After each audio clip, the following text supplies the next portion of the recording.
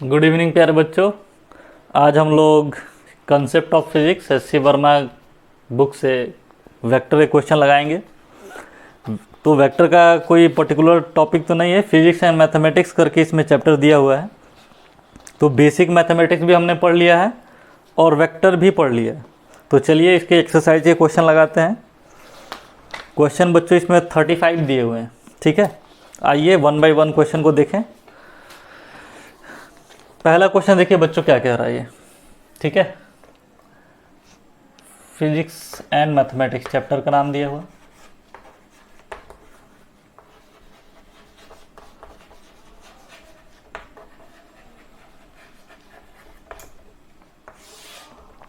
पहला क्वेश्चन ध्यान से सुनो बच्चों। पहला क्वेश्चन कह रहा है vector A makes an angle of 20 degree and vector B make an angle of 110 degree with the x-axis. The magnitude of these vector are 3 meter and 4 meter respectively. Find the resultant. ठीक है ना।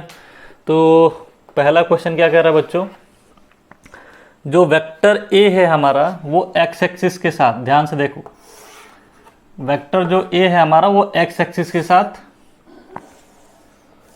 20 degree बना रहा है, ठीक है ना। तो 20 डिग्री इधर कहीं होगा हमारा, ठीक है। चलो वेक्टर बी जो है बच्चों वो 110 डिग्री बना रहा है, ठीक है, एक्स एक्सिस के साथ। ये गिवन है हमें 110 डिग्री। ये वैल्यू कितनी है बच्चों, 110 डिग्री। वेक्टर ए का मैग्नीट्यूड बच्चों 3 मीटर है और वेक्टर बी का मैग्नीट्यूड है 4 मीटर। हमसे रिजल्टेंट पूछा हुआ है, ठीक है। तो देखो थोड़ा सा कंफ्यूज करने के लिए ऐसे क्वेश्चन दिया है। पहला ही क्वेश्चन है एस सी वर्मा का। ये ध्यान से देखो बच्चों, हमको दो वेक्टर का रिजल्टेंट निकालना है और इन दो वेक्टर के बीच का एंगल हमें मालूम है। ये एंगल कितना है बच्चों, 90 डिग्री। तो इस फिगर को मैं ऐसे ना रख के ऐसे लिख लेता हूँ कि एक वेक्टर हमारा इधर है जिसका मैग्नीट्यूड 3 है और एक वेक्टर इधर की तरफ है जिसका मैग्नीट्यूड 4 है और इनके बीच में एंगल कितना है, 90 डिग्री, ठीक है। दो वेक्टर के बीच में एंगल 90 डिग्री होता है तो रिजल्टेंट क्या होता है बच्चों, under root of A square plus B square plus 2ab cos theta.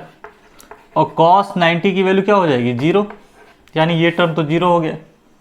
तो रिजल्टेंट कितना आ गया, under root of 3 square plus 4 square, यानी 25 का अंडर रूट 5 हो गया, ठीक है ना। यानी जो रिजल्टेंट हमारा बच्चों बना वो ये बना 5। रिजल्टेंट का एंगल ये अल्फा कितना होगा, ठीक है। तो tan अल्फा क्या होता है, तो tan अल्फा तो हम डायरेक्टली यहीं से दे सकते हैं। ये हमारा परपेंडिकुलर है, ये बेस है 4/3, ठीक है। tan अल्फा 4/3 है, मतलब अल्फा का एंगल क्या हो गया बच्चों, 53 डिग्री, ठीक है। तो क्या अल्फा 53 डिग्री होगा, नहीं 53 डिग्री नहीं होगा, क्योंकि हमने इस वेक्टर को ऐसे बनाया हुआ है। हमको तो एंगल कहाँ से लेना है, यहाँ से लेना है ना, एक्स एक्सिस के साथ।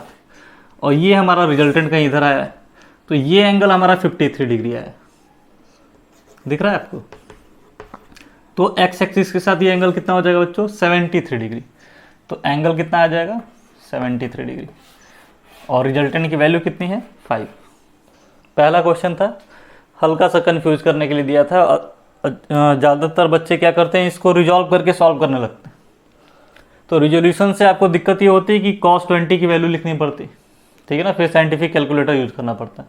आपको ये ध्यान देना था कि दो वेक्टर दिया है, दो वेक्टर के बीच का एंगल आपको मालूम है और वो एंगल ऐसा है जिसकी आप वैल्यू जानते हैं। सिंपली सॉल्व कर सकते थे, कोई बहुत बड़ी बात नहीं थी।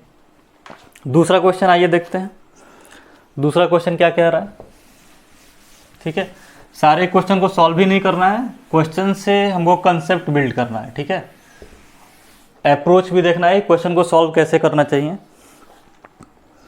चलिए दूसरा क्वेश्चन कह रहा है बच्चों, let vector A and vector B B two vector of magnitude 10 unit each if they are incline to X axis at angle 30 degree and 60 degree, find the resultant. ये भी सिंपल सा क्वेश्चन है बच्चों। Resultant पूछा है दो vector का जिसमें हमें मैग्नीट्यूड दिया हुआ है दोनों वेक्टर के सेम, ठीक है ना। ये एक्स एक्सिस मान लेते हैं, इसके साथ एक वेक्टर है जो 30 डिग्री पे इंक्लाइंड है इसकी यूनिट 10 है, और जो सेकंड वेक्टर है बच्चों ये 60 डिग्री पे इंक्लाइंड है, इसकी भी यूनिट है 10। ठीक है ना। तो हमसे पूछ रहा है कि एंगल बताइए, रिजल्टेंट बताइए। ठीक है ना। तो ध्यान से देखो, दो वेक्टर यही हुआ ना, एक ये वाला वेक्टर एक ये वाला, इसके बीच में एंगल ये कितना है, ये टोटल 60 है, नीचे वाला 30 है, तो ये एंगल कितना हो गया 30 डिग्री। फिर से सेम रिजल्टेंट का फॉर्मूला आप चाहो तो लगा सकते हो। क्या हो जाएगा, under root of A square that is 10 square plus B square 10 square plus 2ab 2 into 10 square और कॉस 30 डिग्री। ठीक है। अब आप चाहो तो cos 30 की वैल्यू रख लो, तो परेशान नहीं होना, आप cos 30 की वैल्यू रख लेना, कुछ अजीब सा आंसर आएगा क्योंकि cos 30 की वैल्यू कितनी होती है √3/2। ठीक है ना। तो अंडर रूट के अंदर ही रह जाएगा। आपके बुक में जो आंसर दिया है उसको थोड़ा सा और मिनिमाइज कर लिया है। ठीक है ना, मैथमेटिक्स यूज कर लिया है। यहाँ से देखो बच्चों 10 स्क्वायर कॉमन ले सकते हैं, 10 स्क्वायर कॉमन लोगे तो बाहर 10 आ जाएगा। अंडर रूट में देखो 1 + 1 2 और यहाँ भी 2 है तो 2 कॉमन ले सकते हैं, तो अंदर क्या बचेगा 1 + cos थीटा। थीटा क्या है 30 डिग्री। तो 1 + cos थीटा क्या होता है बच्चों, ट्रिग्नोमेट्री में तो आप पढ़े होगे, बेसिक मैथमेटिक्स में बताया गया है। 1 + cos थीटा क्या होता है बताओ, 2 cos² θ/2 मतलब 15 डिग्री। ठीक है। अब ये 2 × 2 क्या हो जाएगा, बाहर आ जाएगा। रिजल्टेंट कितना आ गया बच्चों 20, इसको क्या लिख सकते हैं cos 15 डिग्री। ठीक है, ये हमारा रिजल्टेंट हो गया। सिमिलरली एंगल भी आप निकाल सकते हो, जब दो वेक्टर का मैग्नीट्यूड सेम हो तो एंगल बाइसेक्ट कर देगा ये। ठीक है ना। जो रिजल्टेंट एंगल हमारा बनाएगा वो इन दोनों वेक्टर के बीच का जो एंगल उसको बाइसेक्ट कर देता है, तो ये हो जाएगा हमारा 15 डिग्री। और एक्स एक्सिस के साथ ये एंगल कितना हो जाएगा 45 डिग्री। ठीक है ना, सिंपल सा है। यानी अल्फा यहाँ पर कितना आ गया 45 डिग्री। तो एक रिजल्ट आपको यहाँ से भी मिल रहा है, हालांकि ये तो मैं लेक्चर में डिस्कस कर चुका हूँ कि जब दो वेक्टर का मैग्नीट्यूड सेम हो तो उनका जो रिजल्टेंट का एंगल होगा वो एंगल बिटवीन टू वेक्टर को बाइसेक्ट करेगा। ठीक है। आइए अब क्वेश्चन नंबर 3 पे आते हैं। अच्छे से आप सॉल्यूशन देखिए। ठीक है, ये क्वेश्चन बच्चों रिजोल्यूशन का है। ठीक है।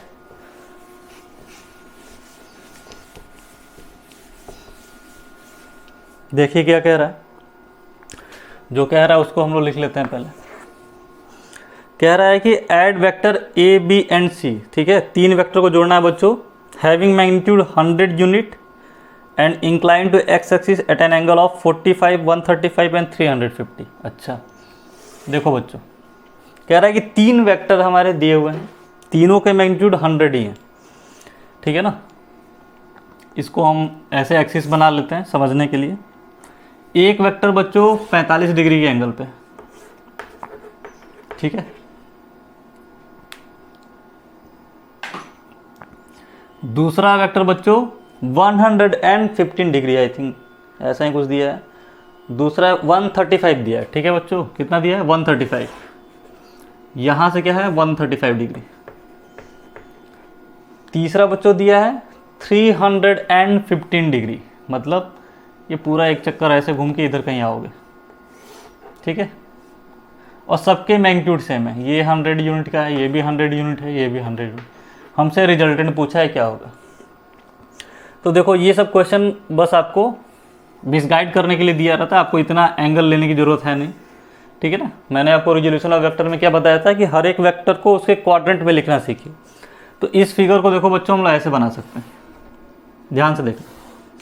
एक वेक्टर इस क्वाड्रेंट में है, ये एंगल कितना है 45 डिग्री। ठीक है। सिमिलरली एक वेक्टर इधर है, इसका एंगल कितना है 45 डिग्री। दिख रहा है ना, ये 135 है तो ये रिमेनिंग कितना हो गया 45 डिग्री। ये वाला वेक्टर देखो बच्चों, यहां से कितना हो गया 45 डिग्री। ठीक है, क्लियर। सबके मैग्नीट्यूड 100 है, 100 है, 100। ठीक है ना।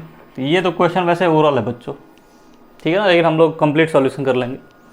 ओरल कैसे है कि हमें दिख रहा है कि ये वेक्टर और ये वेक्टर तो अपोजिट वेक्टर है, तो इनका तो रिजल्टेंट 0 हो जाएगा, तो बचा केवल ये वेक्टर, यानी आंसर हमारा 100 आना चाहिए। सिंपल सा है। और रिजल्टेंट का एंगल भी क्या हो जाएगा, 45 डिग्री। बात समझ में आ रही है। खैर हम लोग रिजोल्यूशन ऑफ वेक्टर से कर लेते हैं। तो एक्स कंपोनेंट पहले लिखेंगे। इस वेक्टर का एक्स कंपोनेंट कितना हो जाएगा, 10 cos 45 डिग्री। सिमिलरली इस वेक्टर का इधर कंपोनेंट क्या हो जाएगा, -10 नहीं, ये 100 है ना, magnitude 100 cos 45 degree, 100 cos 45 degree. ठीक है, इस वेक्टर का इधर क्या हो जाएगा बच्चों, 100 cos 45 डिग्री। तो देखो ये तो कट जाएगा। उसी तरह y वाला कंपोनेंट निकाल लेते हैं। y कंपोनेंट निकालोगे, इसका इधर कंपोनेंट क्या हो जाएगा बच्चों, 100 sin 45 degree plus 100 sin 45 degree. ठीक है, और इसका इधर कंपोनेंट -100 sin 45 डिग्री। एक से एक ये कट गया, यानी हमारा जो रिजल्टेंट वेक्टर आया वो क्या है, √ x कंपोनेंट का whole square plus y component का होल स्क्वायर।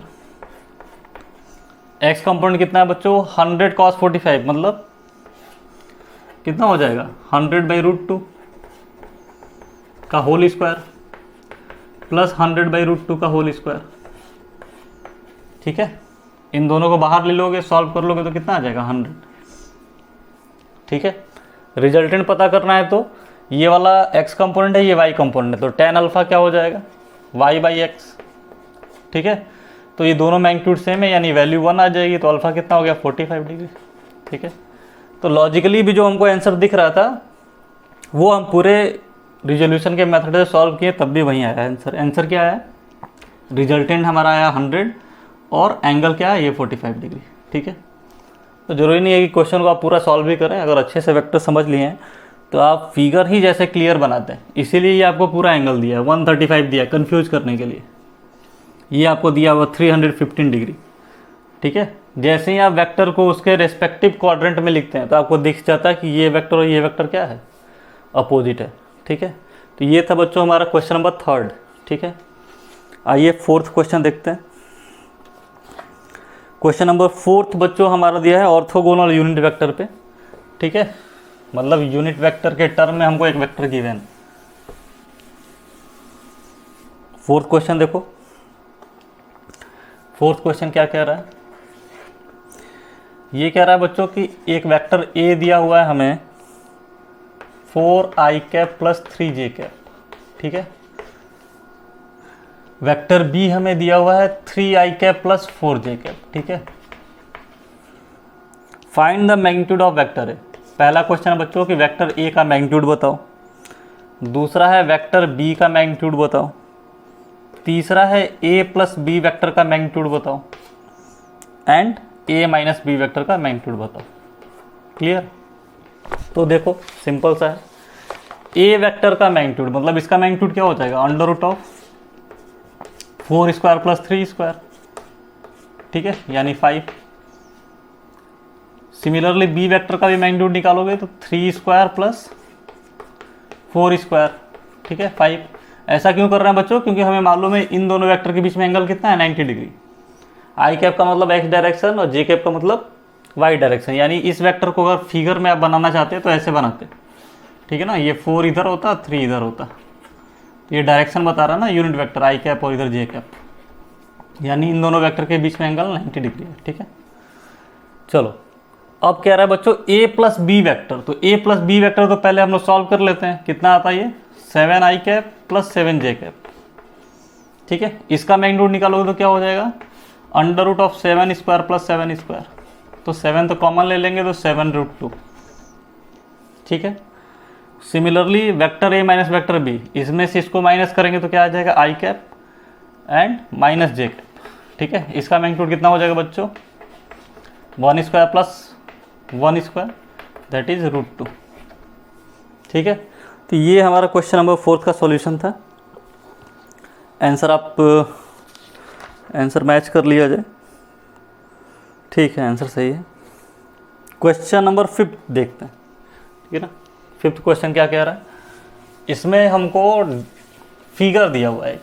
ठीक है ना। अभी तक सारे जो क्वेश्चन थे वो स्टेटमेंट में थे। अब इसमें एक डायग्राम बनाया हुआ है। डायग्राम में क्या कह रहा है बच्चों, फाइंड द मैग्नीट्यूड।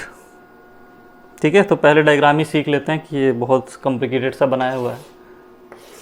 ठीक है, ये हमारी ओरिजिन है, ये वाई एक्सिस है, ये एक्स एक्सिस है। एक वेक्टर इधर की तरफ है बच्चों जिसका एंगल 30 डिग्री है और इसका यूनिट है 2 मीटर। ठीक है, ये एक पॉइंट डी है बच्चों, इसका 1 मीटर है। और ये पॉइंट एक यहाँ पर बी है, इधर से एक वेक्टर है जिसकी वैल्यू कितनी है 60 डिग्री, एंगल दिया है 60 डिग्री और ये है 1.5 मीटर। ठीक है, क्वेश्चन क्या पूछा है, फाइंड द मैग्नीट्यूड। ठीक है, सेकंड पूछा है एक्स और वाई कंपोनेंट बताओ। ठीक है, थर्ड पूछा है angle with the x axis of the resultant of O A B C and D. ठीक, देखिए इन सारे वेक्टर को अलग अलग जगह पर बनाया गया है। हम चाहें तो इनको सब एक पॉइंट से भी बना सकते हैं। ठीक है ना, मतलब मैं ऐसे ना बना के ऐसे बना, ध्यान से देखो, एक वेक्टर इधर है, ये कितना है बच्चों 30 डिग्री 2 यूनिट। ठीक है ना, दूसरा वेक्टर इधर की तरफ है जो 60 डिग्री बना रहा है 1.5 यूनिट, और एक तो सीधे नीचे की तरफ है 1 मीटर। ऐसे भी तो बना सकते हैं। ऐसे कैसे बना सकते हैं, वेक्टर की कौन सी प्रॉपर्टी लग रही है इसमें, A vector can be shifted parallel to itself. ठीक है ना, एक वेक्टर को हम उसके पैरेलली शिफ्ट कर सकते हैं। ठीक है ना, उसको रोटेट नहीं करना है, ऐसे सीधे उठा के यहाँ पर रख दिए, इसको उठा के यहाँ रख दिए, तो ऐसे फिगर बन जाएगा। अब हमसे क्वेश्चन में पूछा है मैग्नीट्यूड बताइए। कुछ नहीं करना, एक्स कंपोनेंट निकाल लेते हैं, वाई कंपोनेंट निकाल लेते हैं। एक्स कंपोनेंट देखो बच्चों 2 cos 30 डिग्री, cos 30 की वैल्यू √3/2। ठीक है, चलो डिटेल ही में कर लेते हैं। 2 cos 30 डिग्री, इसका इधर कंपोनेंट कितना हो जाएगा बच्चों -1.5 cos 60 डिग्री। क्लियर है, ये तो वाई में है, तोड़ने की कोई ज़रूरत नहीं है। इसको सॉल्व कर लेते हैं। 2 cos 30 की वैल्यू √3/2, तो ये कितना आ जाएगा √3 -1.5 मतलब 3/2, cos 60 का मतलब 1/2, यानी हो गया ये 3/4। ठीक है ना, कैलकुलेशन भी देखते रहना साथ में। वाई कंपोनेंट देखो बच्चों, वाई कंपोनेंट, इसका वाई कंपोनेंट कितना हो जाएगा 2 sin 30 degree plus 1.5 sin 60 degree -1। ठीक है ना, नीचे की तरफ है तो -1। इसकी वैल्यू कितनी आ जाएगी, sin 30 की वैल्यू होती है कितनी 1/2, तो 1/2 × 2 = 1, तो 1 में से 1 तो गया, तो ये तो कट गया, ये वाला टर्म इससे कट जाएगा, बचा केवल ये sin 60 की वैल्यू √3/2। ठीक है, तो ये हो गया हमारा 3√3 / 4। ये हमारा x कंपोनेंट हो गया और ये हो गया बच्चों y कंपोनेंट। क्वेश्चन में हमसे पूछा है रिजल्टेंट क्या होगा, तो रिजल्टेंट क्या हो जाएगा √(x) कंपोनेंट का स्क्वायर प्लस y कंपोनेंट का स्क्वायर। ठीक है, रिजल्टेंट x एक्सिस के साथ कितना एंगल बना रहा है, तो tan α निकाल लोगे, y/x लिख लोगे। y कितना दिया बच्चों 3√3/4। ठीक है, और x देखो बच्चों, x निकालोगे तो क्या लिख सकते हैं, इसको लिख सकते हैं 4√3 - 3/4। ठीक है ना, तो ये 4 से ये 4 कैंसिल हो जाता है। ठीक है, अगर √3 इसमें से कॉमन ले लेंगे तो √3 भी कैंसिल हो जाएगा, तो ऊपर आ जाएगा 3। ठीक है, और नीचे क्या बचेगा 4 - √3। ठीक है, ये tan α आएगा, अल्फा = tan 1 3 / 4 - √3। तो हमसे क्वेश्चन में क्या क्या पूछा है देख लेते हैं। फाइंड द मैग्नीट्यूड, मैग्नीट्यूड बच्चों यहाँ से निकाल लेना सॉल्व करके। एक्स कंपोनेंट पूछा है, ठीक है ना, तो एक्स कंपोनेंट कितना आ रहा है √3 - 3/4, और वाई कंपोनेंट पूछा है तो 3√3/4। ठीक है, और एंगल तो वैसे पूछा नहीं है, अच्छा एंगल भी पूछा है। ठीक है ना, तो एंगल आपका ये सामने। चलिए आंसर देख लेते हैं। तो इसमें तो ये सॉल्व किया हुआ है, 1.6 मीटर आ रहा है, 0.98 1.3, तो आप सॉल्व कर लेना, आ जाएगा डेसिमल में। ठीक है, कॉम्प्लिकेटेड नहीं करने के लिए यहीं पे छोड़ देते हैं। क्वेश्चन नंबर ये था बच्चों हमारा 5th। ठीक है, क्वेश्चन नंबर 6 देखते हैं। 6 क्या कह रहा है, कोशिश की जाएगी कि मैक्सिमम क्वेश्चन आज हम लोग लगा लें। क्वेश्चन नंबर 6 कह रहा है बच्चों, टू वेक्टर है magnitude 3 unit and 4 unit respectively. ठीक है ना, दो वेक्टर हमें दिए हैं, मान लेते हैं ए वेक्टर है जिसका मैग्नीट्यूड दिया है 3 और कोई वेक्टर बी है जिसका मैग्नीट्यूड दिया है 4। ठीक है, what should be the angle between them if the magnitude of resultant is 1, 5 and 7। अच्छा, हमें एंगल बताना है, थीटा बताना है ए और बी वेक्टर के बीच में अगर उनका रिजल्टेंट का मैग्नीट्यूड 1 आए, 4 आए और 1, 4 एंड 1, 5 एंड 7। ठीक है ना, तो क्या क्या एंगल होगा। तो ये तो सिंपल सा क्वेश्चन है बच्चों, आपको दिख रहा होगा। रिजल्टेंट 1 कब आ सकता है, जब एक वेक्टर बी में से वेक्टर ए को माइनस करें, इसका यूनिट 4 है, इसका 3 है। ठीक है ना, यानी पहला तो एंगल हमको दिख गया कि 180 डिग्री होना चाहिए। ठीक है, 5 कब आएगा बच्चों, जब वेक्टर 4 में वेक्टर 1 ऐड करें, यानी कि यहाँ पर दिख रहा है कि वेक्टर पैरेलल होने चाहिए। और 7 कब आएगा, 7 सोचो बच्चों, 1, 5 एंड 7 दिया है ना, 1, 5 एंड 7। अच्छा, 3 एंड 4 है ना ये, सॉरी।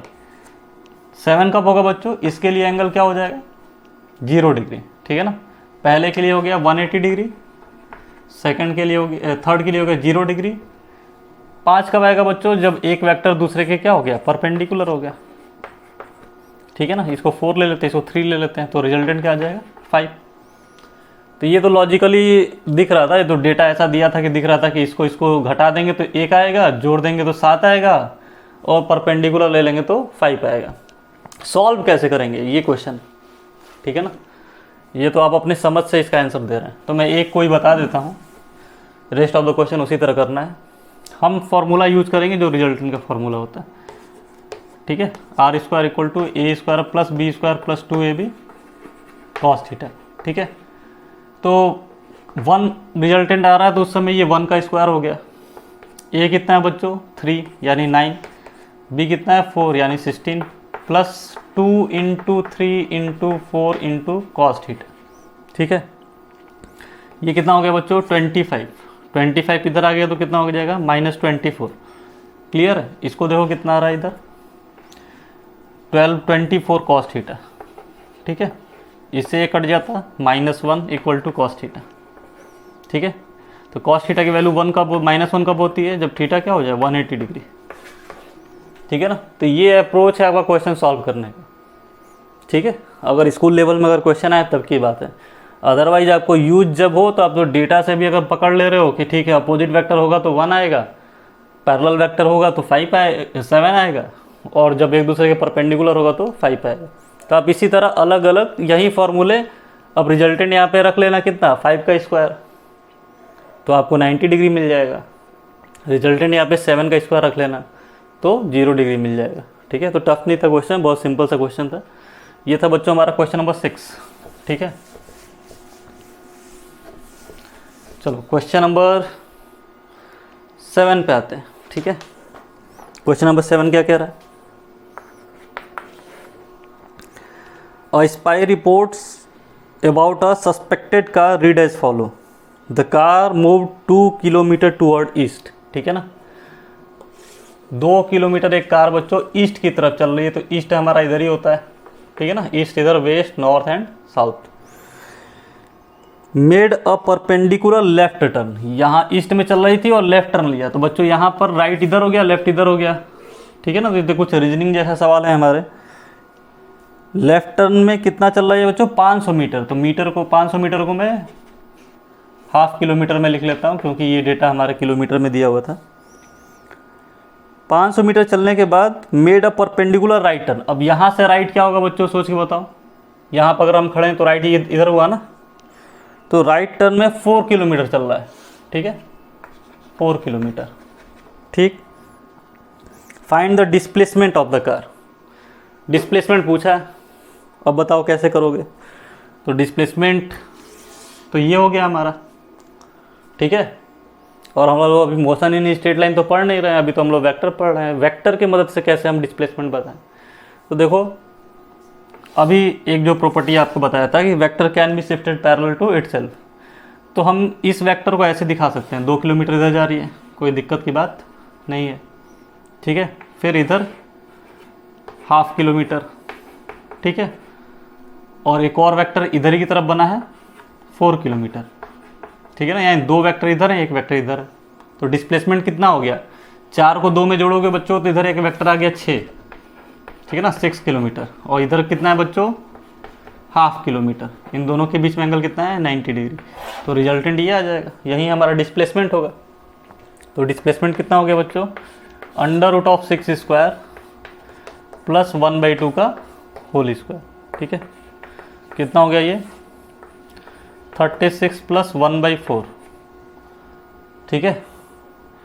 तो 1/4 को 0.25 लिख लें, यानी 6 पॉइंट समथिंग आएगा इसका क्या डिस्प्लेसमेंट, ठीक है। तो आंसर हम लोग मैच कर लेते हैं, 6.02 किलोमीटर है बच्चों, ठीक है ना। तो ये तो दिख रहा था, 36 का अंडर रूट कितना हो जाएगा 6, यानी अप्रॉक्सीमेटली 6 पॉइंट समथिंग आता है, आंसर है 6.02 किलोमीटर, ठीक है। तो ये आपको समझना चाहिए इसमें कि अगर ऐसे डेटा भी दिया हुआ है तो वेक्टर के मदद से हम इस वेक्टर को पैरेलली शिफ्ट कर सकते हैं और इसको कंकरेंट वेक्टर की तरह शो कर सकते हैं, ठीक है ना।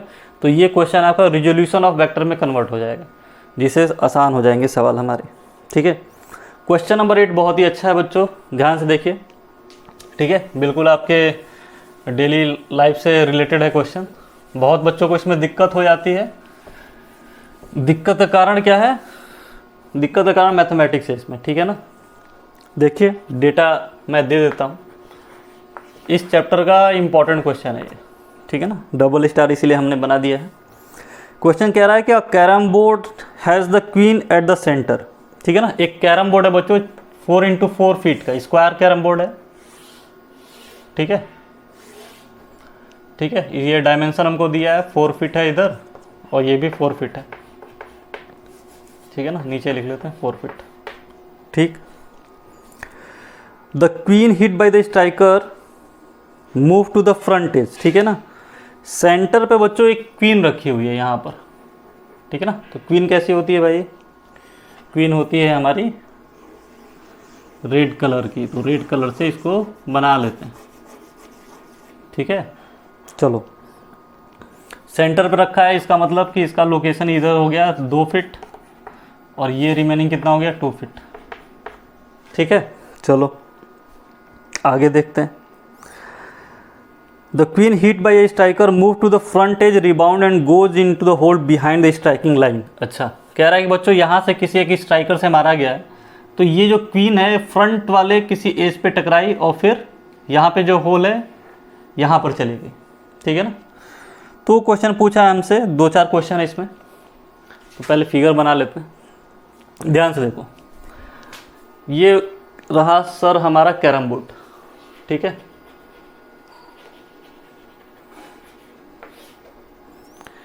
अगर स्ट्राइकर से इसको मारने पे ये फ्रंट पे ऐसे टकरा रही है और फिर ये ऐसे आके इसमें गोल हो जा रही, ठीक है।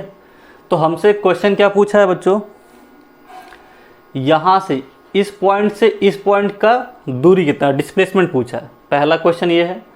दूसरा है कि सेंटर से इस पॉइंट की दूरी, ठीक है। और थर्ड क्वेश्चन है कि ये जहाँ पे टकरा रहा है उसकी लेंथ क्या है। ये सवाल है बच्चों। तो बेसिकली इसमें वेक्टर का यूज़ नहीं है, ठीक है। आपको ये जो भी आप क्लास 10th में पढ़ चुके हैं, सिमिलर ट्रायंगल या फिर कॉन्ग्रुएंट ऑफ ट्रायंगल, जो भी आपको इसमें लगा सकते हो वैसे लगा लो, क्योंकि फिगर को देखने ही से ये बात पता चल रही है। अब देखो बच्चों, ये स्ट्राइकर, ये क्वीन जाके यहाँ पे टकराई फिर वापस आई, ठीक है ना। तो ये वाला एंगल तो सेम हो गया, ठीक है। इसको थोड़ा सा ऐसे बना लेते हैं, ठीक है। ये वाला एंगल और ये वाला एंगल तो सेम हो गया, ठीक है ना। क्यों? ये रिफ्लेक्शन का कॉन्सेप्ट है बच्चों, ठीक है ना। Angle I equal to angle R, ठीक है। अब ऐसे तो मैं मार नहीं रहा हूँ, ऐसे टकराएगा तो जितने एंगल पे टकराएगा उतने ही एंगल पे आना है, ठीक है ना। आइडियल सिचुएशन की बात कर रहे हैं, ठीक है। कोई चमत्कारी शॉट नहीं मारना है कि ऐसे मारे और सीधे आ गया, ठीक है। ये ऐसे टकराएगा तो ऐसे ही आएगा, मतलब यहाँ पे तो मैं रिफ्लेक्शन का कंसेप्ट यूज़ कर ले रहा हूँ, angle I equal to angle R, ठीक है। आप जो भी मैथ का यूज़ कर लो कंसेप्ट। अब देखो क्या करना है भाई, ठीक है। इसको थोड़ा सा इसे मिला लेते हैं, कुछ अच्छा सा फिगर दिखाई दे। चलो, तो ये एंगल और ये एंगल बराबर है, तो यानी ये अगर दूरी हमारी, ये दूरी कितनी है बच्चों, ये टोटल है 2 फीट, ठीक है। अब मुझको ये वाला कोऑर्डिनेट मिल जाता तो हमारा काम हो जाता। अब कैसे मिलेगा कोऑर्डिनेट ये सोचना है, ये सोचने वाली बात है। कैसे आएगा बच्चों बताओ। एक चीज़ तो मुझे दिख रहा है, देखो ये वाला जो ट्रायंगल है, ठीक है, और ये वाला जो ट्रायंगल है बड़ा वाला, ये सिमिलर है एक दूसरे के। इसका नाम दे दें, ये ए हो गया, ये बी हो गया, ये सी हो गया, ये डी हो गया और ई हो गया। तो triangle A B C is similar to triangle A D E. दिख रहा है। चलो, ये लेंथ कितनी है बच्चों, 2 फीट, ठीक है ना। ये टोटल 4 है, ये सेंटर है तो ये 2 फीट हो गया, ठीक है। ये टोटल 4 फीट हो गया। तो एक तो यहाँ से रिलेशन आ गया कि this height by this total height 2/4। Clear. अब इसमें मुझे ये अगर मालूम हो और ये मालूम हो तो काम हो जाए, ठीक है। तो देखो ये 2 है, ये 2 है, और हम मान लेते हैं ये कितना है बच्चों, x, ठीक है। तो ये भी क्या होगा, x, ठीक। तो ये 2 है, तो ये कितना हो गया बच्चों, 2 - x हो गया ना। ये कितना हो गया, 2 - x, या फिर आप x ही लिखो, कोई दिक्कत की बात नहीं। हमको तो इसको और इसको कंपेयर करना है। तो ये क्या हो जाएगा बच्चों, x डिवाइडेड बाई, अच्छे से देख लो, ये टोटल 2 था। अच्छा, ये 2 नहीं है ना, ये तो हमको कुछ एज्यूम करना पड़ेगा। ये हमारा x है, ठीक है। तो ये वाली लेंथ कितनी हो जाएगी बच्चों, 2 - x। क्लियर। ये 2 - x है, ये x है, तो x डिवाइडेड बाई क्या हो जाएगा, 2 - x। अब इसको सॉल्व करके देखते हैं, ये कितना आ गया, 1/2। तो ये हो गया 2 - x is equal to 2x। 2 equal to कितना हो गया बच्चों, 3x। x इक्वल टू क्या हो गया, 2/3, ठीक है ना। तो x तो आ गया हमारा 2/3। चलिए, यानी ये लेंथ कितनी हो गई बच्चों, 2 - 2/3 कितना हो गया, 6 - 2 4/3 हो गया। ये लेंथ हमारी 4/3 है, और ये हम जानते हैं ये कितना है, 4। तो ये लेंथ कितनी हो जाएगी बच्चों, ए बी कितना हो जाएगा, सॉरी ए ई कितना हो जाएगा, √4² प्लस 2/3 का होल स्क्वायर। क्लियर है ना। 2/3 नहीं है, ये कितना है, 4/3 है, ठीक है। चलिए, तो ए क्या हो जाएगा, ध्यान से देखो, 4² तो कॉमन ले सकते हैं, बाहर आ जाएगा। यहाँ पे क्या बचा, 1 + 1/9, ठीक है। यानी ये हो गया 10/9। तो 9 से 3 ये बाहर आ गया, अंदर बचा √10, ठीक है। तो ये तो हमारा इतना फिट आंसर आ गया। कौन सा आया बच्चों, ए ई आया, ठीक है ना। इसकी वैल्यू कितनी है, √10 4/3। क्लियर। ये तो सिंपल सा क्वेश्चन है बच्चों, ठीक है ना। ये हमें मालूम है कि ये टोटल लेंथ 2 है और ये 2 है, तो ये कितना हो जाएगा, ये तो दिख रहा है कि 2√2 हो जाएगा। पाइथागोरस थ्योरम सीधे सीधे लगा दो आप, ठीक है ना। Perpendicular square plus base square equal to hypotenuse square, ठीक है। अब एक क्वेश्चन बच्चों बचा ये, ठीक है। तो ये भी क्वेश्चन टफ नहीं है, हम x तो निकाल ही चुके हैं। x कितना आया था हमारा बच्चों, 2/3। ये लेंथ 2/3 थी, और ये हम जानते हैं कितना है बच्चों, 2। तो a, इसको o नाम दे देते हैं, ठीक है ना। OA किसके बराबर हो जाएगा बच्चों, √2² प्लस 2/3 का होल स्क्वायर। तो इसमें से अगेन 2 कॉमन हम ले सकते हैं, ठीक है। तो यहाँ बचेगा 1, यहाँ बचेगा 1/9, ठीक है। तो ये फिर सेम आ जाएगा, तो ये 3√10, ठीक है। ये हमारा आंसर हो गया AO का। क्लियर है ना। तो देखो इसमें कोई फिजिक्स नहीं है, ठीक है। ये तो आपका बेसिक मैथमेटिक्स ही यूज हो रहा है, इसीलिए चैप्टर का नाम भी फिजिक्स एंड मैथमेटिक्स है, ठीक है ना। ये दिमाग में नहीं बना लेना है कि सारे क्वेश्चन ही वेक्टर के गिवन होंगे इसमें। तो ये आपके आंसर हो गए। आंसर हो गया हमारा बच्चों 4/3 √10। एक आंसर हो गया 2√2 और एक आंसर हो गया 2/3√10।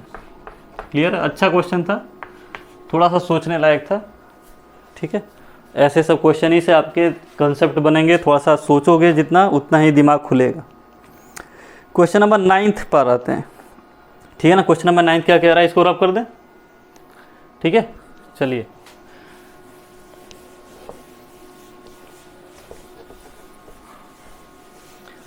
क्वेश्चन नंबर 9 देखो।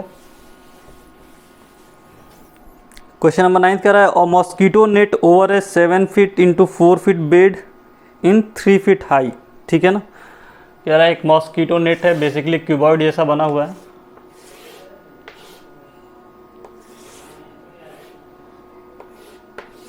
ठीक है, ऐसे दिया है। तो इसमें दिया है बच्चों, डायमेंशन जो दिया है 7 फीट एंड 4 फीट। तो ये 7 फीट है, ठीक है, ये हमारा 4 फीट है, और ये जो हाइट है हमारी, ठीक है ना, ये कितना है बच्चों, 3 feet.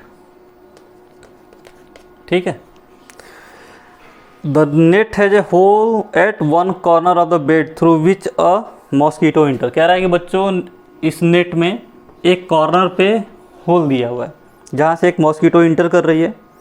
It flies and sit at the diagonally opposite upper corner of the net. यहाँ से उड़ के बच्चों वो मॉस्किटो क्या हो रही है, डायगोनली अपोजिट वाले एंड पे जाके बैठ जा रही है। ठीक है, find the magnitude of displacement of mosquito. तो डिस्प्लेसमेंट तो सिंपल सा है बच्चों। ठीक है ना, क्यूबॉइड में बॉडी डायगोनल क्या होता है, under root of a² + b² + c²। ठीक है, यही होता है ना। ये कितना दिया आपका बच्चों, ठीक है, 7, 4 एंड 3। 7 का स्क्वायर बच्चों 49, 3 का स्क्वायर 9 एंड 4 का स्क्वायर 16। ठीक है, तो ये कितना हो गया बच्चों, 16 + 9 25, 25 + 49 कितना हो जाएगा, 5 इसमें ऐड कर लेंगे 4, 6, 74, अंडर रूट ऑफ 74। ठीक है, ये हमारा डिस्प्लेसमेंट हो जाएगा। Taking the hole at the origin, hole को ओरिजिन अगर हम लें, ठीक है, the length of bed as x axis, its with y axis and vertically find the component of displacement. अच्छा, ये तो ठीक था बच्चों, क्वेश्चन सिंपल सा था। कह रहा है कि इस डिस्प्लेसमेंट का कंपोनेंट आप बताइए। ठीक है ना, यानी अगर इसको वेक्टर फॉर्म में हमको लिखना हो तो ध्यान से देखो। कह रहा है कि इसको आप ओरिजिन ले लो, तो ये एक्स एक्सिस हो गई हमारी, ये क्या हो गई बच्चों, वाई एक्सिस, और बाहर की जगह अंदर एक जेड एक्सिस है। ठीक है, तो ये तो ओरिजिन है, यानी इसका कोऑर्डिनेट क्या हो गया, 0,0,0। ठीक है, इस वाले पॉइंट का आप लिखोगे तो क्या लिखोगे, एक्स में कितना है बच्चों 7, वाई में कितना चल रहा है, वाई में तो 3 है ना, एक्स इसको लिए हैं, वाई इसको लिए हैं। ठीक है, और जेड की तरफ बच्चों अंदर की तरफ 4। ठीक है, तो this vector minus this vector आप करोगे तो क्या आ जाएगा, 7i cap + 3j cap + 4k cap. ठीक है, तो कह रहा है कि x, y and z component बताओ। तो ये हमारा एक्स कंपोनेंट हो गया, ये वाई कंपोनेंट हो गया, ये जेड कंपोनेंट हो गया। इसी का आप मैग्नीट्यूड भी अगर निकाल लेते तो सेम ही आंसर आता। ठीक है ना, वेक्टर फॉर्म में भी सॉल्व करते, 7² + 3² + 4²। तो यही चीज़ यहाँ पे आई है, ये मैथमेटिकली हमने यूज़ किया है। ठीक है, और ये बाय यूजिंग वेक्टर। तो ये था बच्चों क्वेश्चन नंबर 9। ठीक है, क्वेश्चन नंबर 10 देखते हैं। 10th भी आसानी है बच्चों, चलो।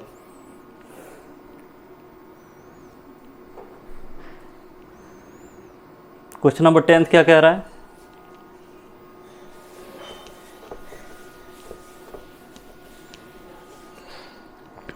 Suppose A is a vector of magnitude 4.5 unit due north. ठीक है ना, कह रहा है कि मान लेते हैं एक वेक्टर है ए जिसका मैग्नीट्यूड दिया है 4.5 यूनिट। ठीक है, जो कि नॉर्थ डायरेक्शन में। What is the vector 3a। ठीक है, 3a वेक्टर क्या होगा, -4a वेक्टर क्या होगा। तो सिंपल सा क्वेश्चन है बच्चों, कह रहा है कि 3a वेक्टर हमें लिखना होगा तो क्या होगा, -4a वेक्टर लिखना होगा तो इसकी वैल्यू क्या होगी। ठीक है, तो अगर नॉर्थ डायरेक्शन में है, ठीक है ना, तो आपके समझने के लिए इस नॉर्थ डायरेक्शन को मैं वाई एक्सिस की तरफ मान लेता हूँ।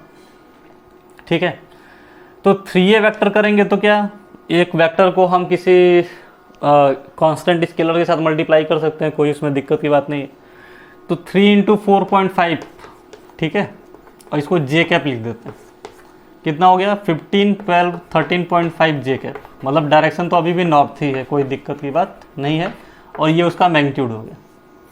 -4a का मतलब क्या है बच्चों, -4 इंटू ए कितना है 4.5, ठीक है, इंटू जे कैप कितना हो गया ये 2018 माइनस जे कैप, यानी कि इसका मैग्नीट्यूड बच्चों कितना है 18, और डायरेक्शन किधर हो गया साउथ की तरफ। साउथ की तरफ क्यों हो गया, क्योंकि प्लस जे अगर वाई एक पॉजिटिव वाई एक्सिस को डिनोट कर रहा है, तो माइनस जे किसको डिनोट करेगा, नेगेटिव वाई एक्सिस को। तो अगर इधर नॉर्थ है तो इस डायरेक्शन में क्या हो जाएगा, साउथ हो जाएगा, ठीक है। तो ये क्वेश्चन था एक सिंपल सा। इसका भी आंसर मैच कर लेते हैं। 13.5 ड्यू नॉर्थ, ठीक है, 18 यूनिट ड्यू साउथ। चलिए क्वेश्चन नंबर 11 पे आते हैं, ठीक है। क्वेश्चन नंबर 11 क्या कह रहा है, 2 वेक्टर है magnitude 3 unit and 2 unit, the angle between them is 60, find the scalar product of 2 vector, the magnitude of their cross product, vector product. Simple सा क्वेश्चन है बच्चों, ये क्वेश्चन नंबर 11 कह रहा है कि 2 वेक्टर हमें गिवन है, vector A and vector B, ठीक है ना, इसका मैग्नीट्यूड हमें गिवन है, एक 2 यूनिट है, एक 3 यूनिट है, ठीक है, मीटर में दिया हुआ है। और इन दोनों वेक्टर के बीच में बच्चों एंगल जो दिया है वो 60 डिग्री है। तो कह रहा है कि find the scalar product of 2 vector and the magnitude of their vector product. तो स्केलर प्रोडक्ट तो हम जानते हैं बच्चों, ए डॉट बी वेक्टर क्या होता है, ए बी कॉस थीटा, ठीक है, ए हो गया 2, बी हो गया 3, कॉस 60 की वैल्यू 1/2, यानी आंसर हो गया 3, ठीक है। अब दूसरा क्वेश्चन कह रहा है बच्चों कि क्रॉस प्रोडक्ट का मैग्नीट्यूड बताओ, ठीक है ना। तो ऐसा क्यों पूछ रहा है, क्योंकि क्रॉस प्रोडक्ट हमारा वेक्टर प्रोडक्ट होता है, उसका रिजल्ट जो आता है वो वेक्टर में आता है, ठीक है। तो इसीलिए मैग्नीट्यूड की बात कर रहा है ये। तो मैग्नीट्यूड कितना है बच्चों, ए बी साइन थीटा, ठीक है ना। एन कैप का हम यूज नहीं करेंगे, वो डायरेक्शन के लिए होता है। तो ए बी कितना हो गया बच्चों 2 इंटू 3, साइन 60 की वैल्यू √3/2, आंसर कितना आ गया 3√3, ठीक है। तो सिंपल सा क्वेश्चन था, क्वेश्चन नंबर 11, ठीक है। चलो क्वेश्चन नंबर 12 देख लेते हैं, ठीक है। 12 तो बेसिकली आपका कुछ रिजल्ट को वेरीफाई करना है, बहुत लंबा चौड़ा लिखा हुआ है, आइए देखते हैं क्या कह रहा है ये।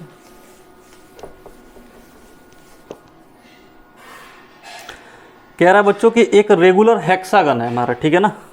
क्वेश्चन नंबर 12 क्या कह रहा है, एक रेगुलर हेक्सागन दिया हुआ है, A1 A2 A3 A4 A5 A6 and A1, ठीक है ना। ये हमारा एक रेगुलर हेक्सागन है। अच्छे से सवाल को समझ लेते हैं, उसके बाद किया जाएगा। Right the x component of the vector represented by the 6 side taken in order, ठीक है। Use the fact that the resultant of this 6 vector is 0 to prove that, अच्छा ठीक। देखो बच्चों क्वेश्चन क्या कह रहा है, ठीक है। थोड़ा सा क्वेश्चन बस घुमा के पूछा है और कोई खास बात नहीं है इसमें। यहाँ पर एक A1 दिया हुआ है साइड वर्टिसेस है, A2 है, ये A3 हो गया, ये A4 हो गया, ये A5 हो गया, सिमिलरली ये A6 हो गया और ये फिर A1 हो गया, ठीक है ना। A1 A2 A3 A4 A5 and A6, clear. अब कह रहा है बच्चों using right the x component of vector represented bye 6 side taken in order, ठीक है ना। तो पहले तो एक्स कंपोनेंट लिखना है सारे वेक्टर के, ये हम लोग लिख लेंगे, कोई बड़ी बात नहीं है। Use the fact that the resultant of this 6 vector is 0, हमको ये हमें मालूम है कि साइक्लिक ऑर्डर में अगर वेक्टर का सम करें तो उनका रिजल्ट 0 आता है, ठीक है ना। तो इस फैक्ट को यूज करके हमें ये प्रूव करना है कि cos 0 plus cos π/3 plus cos 2π/3 plus, ठीक है, cos 3π/3 cos 4π/3 cos 5π/3 is equal to 0। Use the known cosine value to verify the result. चलो बच्चों, अब देखो फिर यहाँ पे हम किसकी मदद लेंगे। बेसिकली एक से ज़्यादा, दो से ज़्यादा वेक्टर मिल गए तो हम रेजोल्यूशन ऑफ वेक्टर का यूज लेंगे। तो रेजोल्यूशन ऑफ वेक्टर में सबसे अच्छी बात यही है कि हम वेक्टर को पैरेलली शिफ्ट कर सकते हैं, सबको कॉन्करेंट वेक्टर की तरह बना सकते हैं। अब ध्यान से देखो बच्चों, A1 से A2 वाला एक वेक्टर हो गया इधर की तरफ, ठीक है। A2 से A3 एक वेक्टर इधर हो गया, ठीक है। ये कितना एंगल होगा बच्चों, 60 डिग्री ना, तो 60 डिग्री मतलब π/3, ठीक है।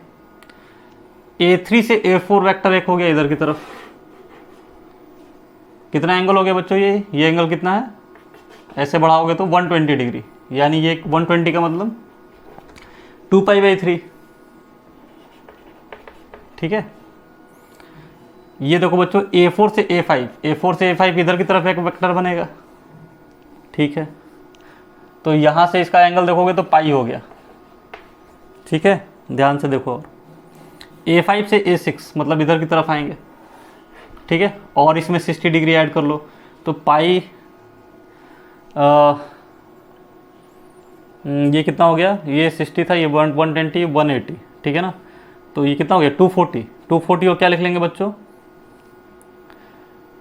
240 कितना हो जाएगा 4π/3, ठीक है ना, 4π/3, पाई प्लस π/3 डेट इज 4π/3, ठीक है। और A6 से A1 फिर इसमें आ जाएंगे, ठीक है। तो ये पूरा यहाँ से अगर एंगल लोगे तो ये कितना हो जाएगा 5π/3, क्लियर है ना। अब इसको मैं रब कर देता हूँ थोड़ा सा समझाने के लिए। देखो ये तो हमारा रेगुलर वेक्टर है बच्चों, ठीक है ना, यानी इन सारे वेक्टर का मैग्नीट्यूड सेम है। तो अगर A मान लेते हैं सबको, 6 वेक्टर हैं हमारे, 1 2 3 4 5 और 6, ठीक है। अब ध्यान से देखो, इस वेक्टर का x कंपोनेंट क्या हो जाएगा, ये तो ऑलरेडी x डायरेक्शन में है, ठीक है ना, x कंपोनेंट लिख रहा हूँ मैं। ध्यान से देखो, ये वेक्टर ऑलरेडी x डायरेक्शन में है, क्या हो गया ये A, सिंपल सा है। इस वेक्टर का x कंपोनेंट कितना हो जाएगा A cos π/3, ठीक है। इस वेक्टर का x कंपोनेंट क्या हो जाएगा, तो यहाँ से पूरा अगर ये एंगल पूरा लेते हैं तो क्या हो जाएगा प्लस A cos 2π/3। सिमिलरली ये वेक्टर ऑलरेडी किधर है, नेगेटिव डायरेक्शन में है ना, तो ये एंगल कितना बना रहा है यहाँ से पाई, A cos π डिग्री। फिर से A cos पाई को क्या लिख सकते हैं बच्चों 3π/3, ठीक है ना। यहाँ पर A cos 4π/3 और ये क्या है बच्चों A cos 5π/3, ठीक है। तो ये तो हमारे वेक्टर हैं, वेक्टर का कंपोनेंट है, और दिया है उसमें कि रेगुलर सम ऑफ वेक्टर 0 है। तो अगर ये 0 है तो सब में से A कॉमन लेके डिवाइड कर दोगे तो आपके पास क्या बचेगा, बताओ क्या बचेगा, बताओ।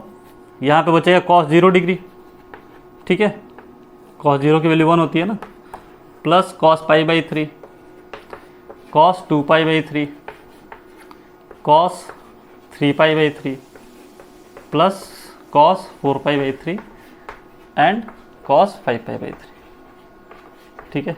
ये 0 हो जाएगा, इसी को वेरीफाई करने के लिए कहा हुआ, ठीक है। तो सिंपल सी बात थी, बहुत टफ नहीं था, पूछने का तरीका इनका थोड़ा सा अलग था। हम सारे वेक्टर को x कंपोनेंट में लिख लिए, ठीक है ना। आप चाहते तो ऐसे सिमिलरली y कंपोनेंट भी लिख सकते हो, लेकिन क्वेश्चन में हमको बस x कंपोनेंट ये cos वाले टर्म को ही दिखाना है कि 0 होगा।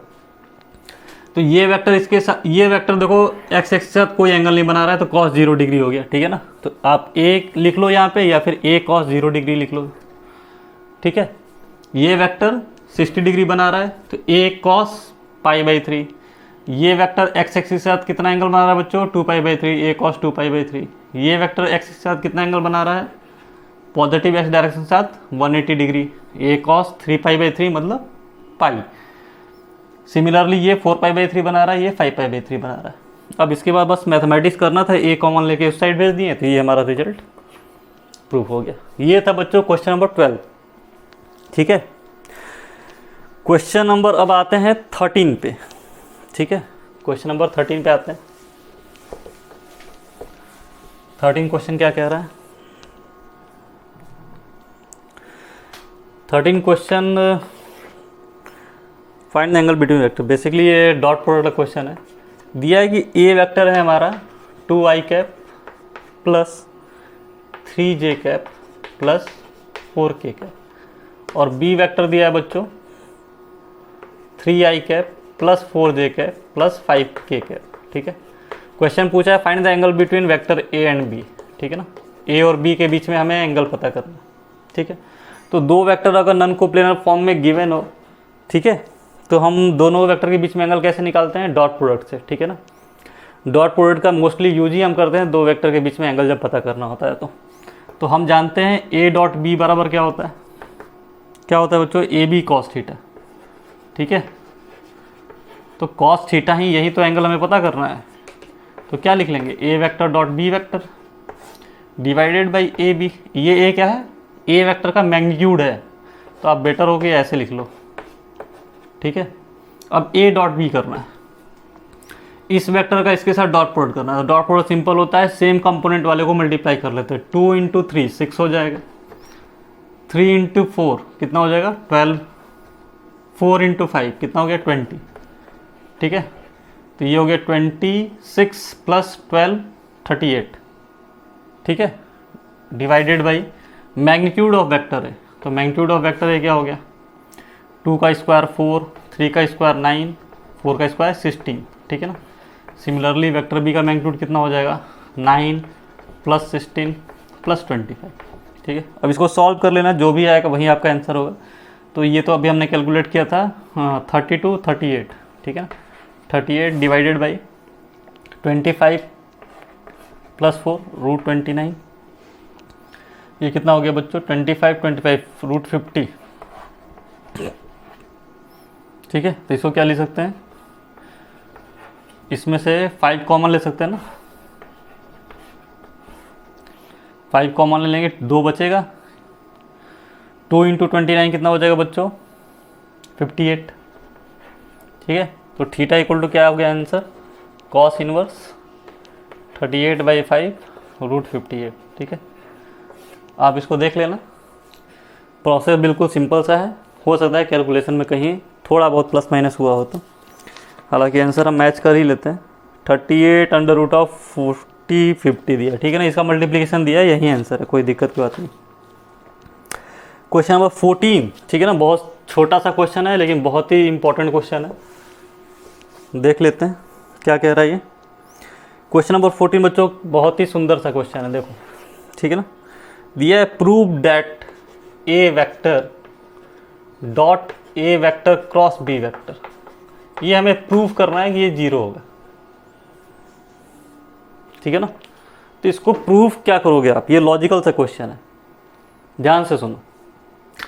क्रॉस प्रोडक्ट में हम जानते हैं क्या कि ए क्रॉस बी अगर कर रहे हैं, ठीक है, तो ए क्रॉस बी करने पे जो भी रिजल्ट हमारा आता है वो एक वेक्टर ही आता है।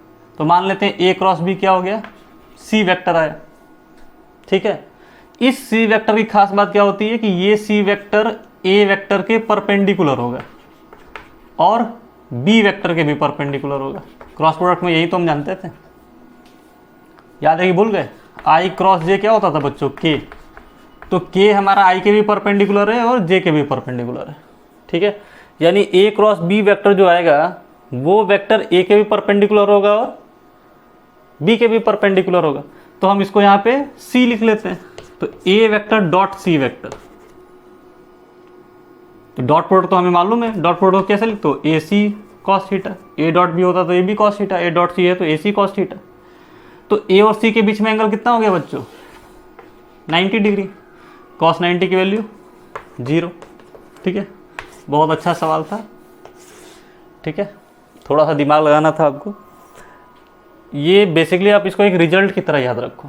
ठीक है ना, अगर ए की जगह ऐसे कुछ क्वेश्चन दिया रहता, इसको मैं रब कर लेता हूँ, प्रूफ तो आपको समझ में आ ही गया होगा।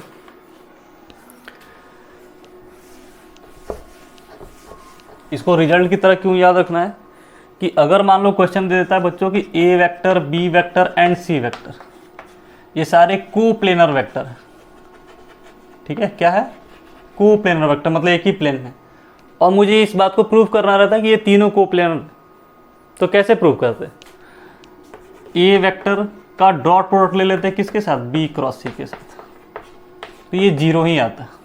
ठीक है ना, हम इसी फैक्ट का यूज कर रहे हैं कि हमें मालूम है कि तीनों वेक्टर किस में है, एक ही प्लेन में है, ऐसे ही है। तो किसी दो वेक्टर का क्रॉस प्रोडक्ट, अगर इसका क्रॉस प्रोडक्ट लेते हैं तो बाहर की तरफ आता है, तो उसके इस वेक्टर के साथ इस वेक्टर के बीच में एंगल कितना होता है, 90 डिग्री, तो उसका डॉट प्रोडक्ट क्या हो जाता है, 0 हो जाता है।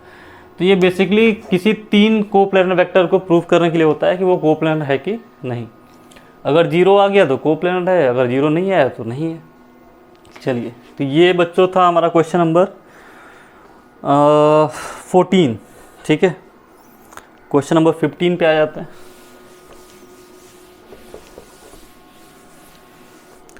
क्वेश्चन नंबर 15 देखिए क्या कहता है, दो वेक्टर के बीच में क्रॉस प्रोडक्ट निकालना है। क्वेश्चन 15 तो ईजी है। ठीक है, तो डायरेक्ट मैं सॉल्व ही कर दे रहा हूँ। I vector minus J vector and K vector. ठीक है, तो पहला जो वेक्टर दिया है बच्चों, इसका कंपोनेंट है 2, 3 एंड 4, और जो सेकंड वेक्टर है उसका कंपोनेंट है 4, 3 एंड 2। ठीक है, ये ए वेक्टर था, ये बी वेक्टर था, ए क्रॉस बी बताना था हमें। ठीक है, तो डिटरमिनेंट मेथड से इजीली सॉल्व हो जाता है। कैसे करेंगे बच्चों, आई हम लिख लेंगे पहले, इस रो इसको कॉलम को बंद कर लोगे, क्या हो जाएगा 6 माइनस 12, माइनस जे आप लिखोगे, इसको बंद कर लेंगे तो 4 माइनस 16, प्लस के, इसको बंद कर लेंगे तो क्या हो जाएगा बच्चों 6 माइनस 12। ठीक है, क्या आ गया answer, minus 6 I cap minus plus 12 J cap and here is minus 6 के कैप। ठीक है, ये हमारा आंसर होता है। तो ये हो गया बच्चों क्वेश्चन नंबर 15। ठीक है, 15 का आंसर है माइनस 6 प्लस 12 माइनस 6। ठीक है, क्वेश्चन नंबर 16 को देखते हैं बच्चों। ठीक है, आइए, 16 भी शायद कुछ प्रूफ करने के लिए ही दिया हुआ है। ठीक है, देखते हैं क्या है क्वेश्चन 16। देखो बच्चों, ये कह रहा है कि तीन वेक्टर हमें गिवन है, A vector, B vector and C vector. ठीक है, आर म्यूचुअली परपेंडिकुलर। ठीक है, ये हमें गिवन है, ये क्या है बच्चों, म्यूचुअली परपेंडिकुलर है। ठीक है ना, तीन वेक्टर दिया है ए बी एंड सी, ये तीनों क्या है, एक दूसरे के परपेंडिकुलर हैं। So that C cross A cross B is equal to 0। ठीक है, is the converse true, is the converse true. ठीक है ना, ये क्वेश्चन है बच्चों, ये था क्वेश्चन नंबर 16। ठीक है, चलो देखो, तीन वेक्टर बच्चों क्या है, एक दूसरे के परपेंडिकुलर है। तो पहले तो एक लॉजिकल सा बात हम लोग समझ लेते हैं। ठीक है ना, अगर मान लेते हैं ये वेक्टर आई रहता, ये वेक्टर जे रहता और ये वेक्टर के रहता। ठीक है, इसको एज इट इज इस पर पुट कर लेते हैं। आई क्रॉस जे क्या आता बच्चों, ये क्या था, के वेक्टर। आई क्रॉस जे क्या आता है, आई से जे की तरफ जाओगे तो एंटी क्लॉकवाइज डायरेक्शन के आता है, और के क्रॉस के क्या आता, 0। तो ये तो स्टेटमेंट ठीक है भैया, सही है, कोई दिक्कत की इसमें बात नहीं है। यानी अगर तीन वेक्टर एक दूसरे के परपेंडिकुलर हैं, सारे वेक्टर एक दूसरे से परपेंडिकुलर हैं, तो किसी दो वेक्टर का क्रॉस प्रोडक्ट तीसरे क्रॉस प्रोडक्ट से क्या हो जाएगा, 0 आएगा उसका रिजल्ट। ठीक है ना, ऐसा क्यों होता है, ऐसा इसलिए होता है कि अगर ए वेक्टर बी वेक्टर के परपेंडिकुलर है। ठीक है ना, हमारा बेसिकली 3 एक्सिस हुआ, एक एक्स हो गई, एक वाई हो गई और एक जेड हो गई। यानी एक वेक्टर इधर है, एक वेक्टर इधर है, इन दोनों का क्रॉस प्रोडक्ट करोगे तो जो वेक्टर आएगा वो जेड डायरेक्शन में आएगा, और जेड डायरेक्शन वाले वेक्टर को जेड डायरेक्शन से मल्टीप्लाई करोगे तो ए क्रॉस बी क्या होता है, ए बी साइन थीटा। तो ये तो दोनों के बीच में एंगल कितना हो गया, 0 डिग्री। तो साइन 0 की वैल्यू 0 हो जाएगी। बात समझ में आ रही है, कहने का मतलब है कि ए क्रॉस बी का जो डायरेक्शन होगा वो या तो सी के डायरेक्शन में होगा या तो सी के अपोजिट डायरेक्शन में होगा। ठीक है, तो सी के डायरेक्शन में होगा तो साइन 0 0 होता है, और साइन 180 भी क्या होता है, 0 होता है। यानी इसको तो किसी भी केस में 0 ही आना था। ठीक है, अब दूसरा पार्ट पूछ रहा है, इज द कन्वर्स ट्रू, कह रहा है क्या इसका उल्टा सही होगा, कि अगर ये टर्म 0 हैं ठीक है ना। तो क्या ये म्यूचुअली परपेंडिकुलर है? ये सोचने वाली बात है, बताओ, थोड़ा सा दिमाग लगाओ। ये तो हमें गिवन था कि C cross A cross B zero है कि नहीं, इसको प्रूव करना था। अगर ये तीनों परपेंडिकुलर हैं तो प्रूफ हो गया। अब कह रहा है कि अगर ये जीरो होगा तो क्या ये तीनों परपेंडिकुलर होंगे, ये आपको क्वेश्चन दे रहा है। तो कैसे करेंगे? क्या ये स्टेटमेंट सही है? बताइए। A vector cross B vector, ठीक है, इसको C वेक्टर से क्रॉस प्रोडक्ट कर दिए और ये जीरो आ गया, ठीक। तो क्या जरूरी है कि A B और C म्यूचुअली परपेंडिकुलर होगा? बिल्कुल जरूरी नहीं। क्यों? क्योंकि A cross B vector zero एक और केस में हो सकता है। भाई ये रिजल्ट जीरो आना चाहिए, तो अगर मैं कह दूं कि इसका रिजल्ट जीरो आ गया तो zero into something some other vector is also zero. तो यानी अगर A वेक्टर B वेक्टर के पैरेलल डायरेक्शन में, तब भी तो इनका क्रॉस प्रोडक्ट जीरो होगा ना। A क्रॉस B क्या हो जाता है? AB साइन थीटा होता है, ठीक है। ये दोनों वेक्टर एक ही डायरेक्शन में होता तो साइन जीरो हो जाता। तो साइन जीरो जीरो होता है, zero into zero C vector का क्रॉस प्रोडक्ट जीरो वेक्टर से करते तो जीरो आता। तो इसकी मतलब इसके पॉसिबिलिटी बहुत सारे हैं जीरो आने के। तो हम कैसे कह सकते हैं कि अगर C cross A cross B करेंगे तो ABC परपेंडिकुलर होगा? तो इसका उल्टा सही नहीं है। ABC वेक्टर परपेंडिकुलर है तब ये बात होल्ड करेगी। ये बात अगर होल्ड कर रही है तो हम ये नहीं कह सकते कि ABC क्या है? परपेंडिकुलर, ठीक है। तो ये एक अच्छा सवाल था, ठीक है, लॉजिकल सा था। तो सिंपल सा लॉजिक यहीं से दिख रहा था कि ये रिजल्ट जीरो हमारा आ सकता है जब दोनों के बीच में एंगल क्या हो? 0 डिग्री हो। तो ये तो यहीं पे पैरेलल हो गया, तो परपेंडिकुलर की बात ही खत्म हो गई। ये जीरो हो जाएगा तो zero into zero is that is zero. अब क्वेश्चन बच्चों है 17 18, उसके बाद मैथमेटिक्स चालू हो जाएगा, ठीक है। तो 17 ऑनवर्ड्स हम लोग क्वेश्चन नेक्स्ट लेक्चर में डिस्कस कर लेंगे। तब तक अच्छे सॉल्यूशन देखिए। कहीं भी दिक्कत हो तो कमेंट सेक्शन में ज़रूर मेंशन करिए, ठीक है। धन्यवाद।